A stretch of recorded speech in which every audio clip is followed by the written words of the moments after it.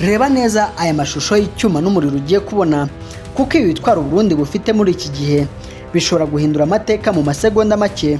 Ubu ntabwo Burundi bugifatwa nk'igihugu gito mu bya gisirikare, kuko ibi bitwaro tugiye kurebera hamwe bishobora kurasa umwanzi akiri mu birometero 40 ataramenya aho biturutse. Tugiye kwikoza mu gihugu cy'u Burundi turebe akantu ku kandi, maze biduye kurebera hamwe ibitwaro bitanu bidasanzwe bishobora kurasa amasasu 1000 mu munota umwe n'ibifaru bidatinya amasasu asanzwe. Iki cyegeranyo kirimo amakuru utigeze ubona ahandi, guhera ku muvuduko w'ibirometero 335 ku isaha kugeza ku ntwaro ya nyuma niyo iteye ubwoba kurusha izindi zose. Njye bategure kino cyegeranyo nitwa Ndayambaje Jean Claude. Mbere yuko dutangira kurebera hamwe bino bitwaro bidasanzwe bitunzwe n'igihugu cy'u Burundi, kanda subscribe kugira ngo tujye twibanira buri gihe, ukande like niba wakunze aya makuru, kandi utwandikire muri comment utubwire ikintu cyagutangaje kuri ibi bitwaro. Ku mwanya wa gatanu haraza intwaro yitwa BM21 Grade. Iyi ni intwaro y'ubutaka iteye ubwoba kurusha izindi zose, kuko ishobora gusiba umusozi wose ku ikarita y'isi. Igizwe n'imodoka ya Euro 375D, ifite iminwa 40 yose, ifite ubushobozi bwo kurasa roketi icyarimwe. Iyi modoka ipima 13,700 kandi ishobora kugenda ku muvuduko w'ibirometero 75 ku isaha. Iki gitwaro gishobora kurekura roketi 40 zose mu masegonda 20 gusa, zikagwa mu gace kamwe zigasenya ibintu byose birimwo. Igitangaje nuko ishobora kurasa ku birometero 20, ariko roketi yo arishya zishobora kurenga ibirometero 40. Iyo iri mu mujyi wa Bujumbura ishobora kurasa ku musozi wari wose ukikije umujyi, wumva amasasu ariko utabona aho aturuka.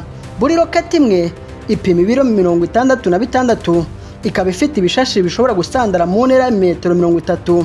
Aho yikubise hasi, sisitemu yayo yo kurasa ishobora gukoreshwa n'umusirikare uri mu modoka cyangwa umuntu uri kure yayo hakoreshejwe insinga z'ikoranabuhanga. Ku mwanya wa kane haraza intwaro yitwa AK-103. Iyi niyo mbunda nshya kandi igezweho Uburundi bwagoze mu gihugu cy'Uburusiya muri uyu mwaka kugira ngo buvugurure ingabo zabwo. Ipima ibiro 3.4 gusa, idafite amasasu, bituma umusirikare yigendana umunsi wose mu ishyamba naruhuke cyangwa ngo ananirwe. Ishobora kurasa amasasu 600 mu munota umwe, bivuze ko isohora amasasu 10 mu isegonda rimwe gusa. Umuvuduko w'isasu ryayo rikimara gusohoka mu mbunda rigenda metero 715 ku isegonda rimwe riri mu kirere. Ishobora kurasa neza umwanzi uri muri metero 500, ariko isasu ryayo rigera kuri kilometero 1. Iyi mbunda ikozwe mu bikoresho by'ibyuma bituma idashobora kwangizwa n'amazi, icyondo cyangwa umukungugu mwinshi wo mu misozi. Ifite ubushobozi bwo gushyiramo ibyuma biyifasha kumurika nijoro bituma irasa neza umwanzi. Iyi mbunda ifite amasasu afite imbaraga zo gupfumura ibintu bikomeye, maze bigatuma iba inkingi y'umutekano w'umusirikare w'u Burundi mu bikorwa byo kurinda imipaka.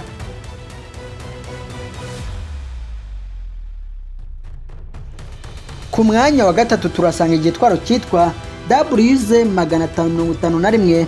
Iyi modoka ni imwe mu bikoresho bishya bituma ingabo z'u Burundi zigenda vuba cyane ku rugamba. Ipima ibiro 12,500 kandi igenda ku mapine 36, bituma ishobora kunyura ahantu hatagombye kuba hari umuhanda. Umuvuduko wayo udasanzwe ugera ku birometero 90 ku isaha, bituma iba intwari mu gutabara byihuse aho bikenewe. Ifite umwihariko wo kuba amphibious, bivuze ko ishobora koga mu mazi ku muvuduko wa kilometero 8 mu migezi cyangwa ibiyaga. Hejuru yayo hari imbunda ishobora kurasa neza ku ntera y'ibirometero 2500 mu buryo bworoshye. Ishobora gutwara abasirikare 9 bafite ibikoresho by'umutekano. Icyuma cyikoze kirinda ibisasu byo mu bwoko bwa splitters n'amasasu ya milimetero 12 n'ibice 7 biturutse mu mpande zose z'imodoka. Ifite moteri ya diesel yakozwe n'Abashinwa, ishobora kugenda ku birometero 800 idahagaze na rimwe, itananyoye amavuta, iri mu nzira. Iyi modoka ifite sisitemu yo kugenzura umwuka, bivuze ko ishobora kurwanira mu gace karimo imyuka y'ubumara n'intwaro zikomeye. Uburundi buyikoresha cyane mu butumwa bwo kubungabunga amahoro. Ku mwanya wa kabiri turasanga igitwaro cyitwa T55 Main Battle Tank. Iki ni cyo gifaru cy'intambara gikomeye Uburundi bwishingikirizaho mu kurinda ubutaka n'imbibi z'igihugu cyose. Ipima ibiro bigera kuri toni 36, ikaba ifite imitamenwa y'icyuma ikomeye cyane idapfumurwa n'amasasu asanzwe. Umuvuduko wacyo ugera ku birometero 50 mu mihanda, kandi kikagenda ibirometero 30 ku isaha mu mashyamba cyangwa mu byondo. Imbunda yacyo nini ishobora kurasa ibisasu bipima ibiro 15 bigasenya inkuta zose z'umwanzi vuba. Ubushobozi bwayo bwo kurasa bugera ku ntera y'ibirometero 1500 mu buryo butuma umwanzi adahumeka. Iyo bakoresha uburyo bwo kurasira kure, iki gifaru gishobora kohereza isasu mu birometero 14 utabonye aho giturutse.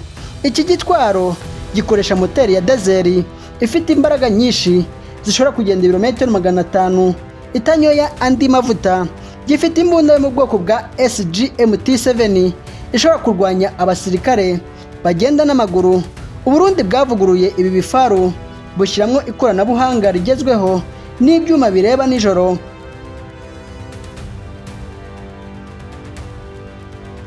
Ku mwanya wa mbere turasanga igitwaro kidasanzwe. Iyo ntwaro nta yindi ni Mirami 24. Iyi helikopteri y'intambara niyo nkingi ya mwamba mu kirere cy'u Burundi muri iki gihe, kuko iteye ubwoba. Ipima ibiro 8500, ariko ishobora guhagurukana ibiro bigera ku 11500 by'intwaro n'abasirikare. Umuvuduko wayo udasanzwe ugera ku birometero 335 ku isaha, bituma igeraho urugamba ruri mu kanya ko guhumbya. Ifite imbunda yo mu bwoko bwa Yakabi 12, ishobora kurasa amasasi 4500 mu munota umwe gusa. Iyi ndege ifite umwihariko wo kuba ifite icyuma kirinda amasasu mato n'ibice by'ibisasu biturika. Iyo ihagaze mu murwa mukuru w'Ibujumbura, ishobora kugera ku mipaka yose y'igihugu mu gihe kitageze ku isaha imwe.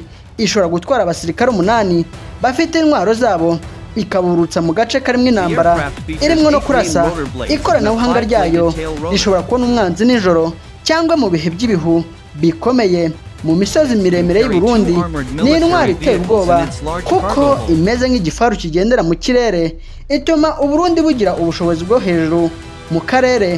Mbaye mbashimimwe twabanye, bibutsa gukanda subscribe, like, kandi utwandikiye muri comment utubwire igitwaro